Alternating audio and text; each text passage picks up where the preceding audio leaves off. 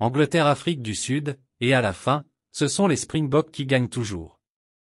Sud-Africains ont l'avantage des chiffres devant l'Angleterre, avec 4 rencontres sur 5 remportées au mondial, dont 2 finales, retour sur ces duels marquants entre le 15 de la Rose et les Springboks avant la demi-finale du mondial 2023, samedi, au Stade de France.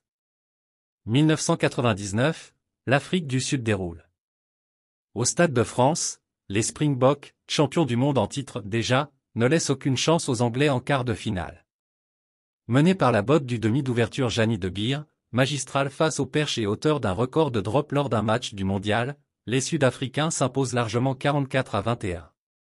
Avec cette victoire, l'Afrique du Sud se hisse en demi-finale et bute face à l'Australie, 27-21, futur champion du monde. 2003, les Anglais vers le titre. En 2003, la rencontre du groupe C entre l'Afrique du Sud et l'Angleterre est attendue comme le match phare du premier tour. Face à des Springboks accrocheurs dans les rucks, les numéros 1 mondiaux anglais, efficaces, s'adjugent la victoire, 25-6, notamment grâce à 2 drops de Wilkinson.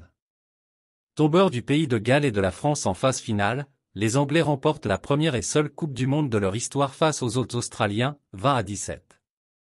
2007, l'Afrique du Sud revancharde.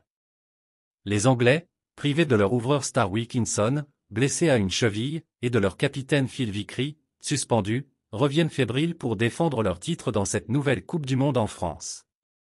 Les Sud-Africains, dominateurs et sûrs de leur force, déroulent et surclassent le 15 de la Rose, qui ne marque aucun point, 36-0, en poule.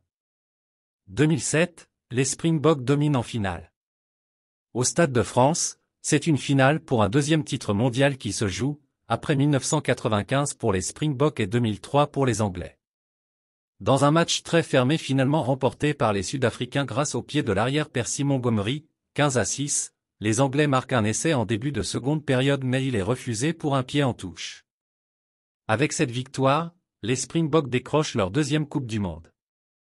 2019, un troisième sacre sud-africain. Au Japon, Anglais et Sud-Africains se retrouvent pour une nouvelle finale 12 ans après le sacre des Springboks en France. L'Angleterre, impressionnante, balaie l'Australie, 40-16, en quart puis les All Blacks, 19-7, en demi. Mais elle manque sa finale, butant sur la puissante mêlée fermée des Springboks, 32-12. L'Afrique du Sud remporte un troisième sacre planétaire et se retrouve à hauteur des Néo-Zélandais, sacrés en 1987, 2011 et 2015. Merci de bien vouloir activer la cloche et de cliquer sur j'aime.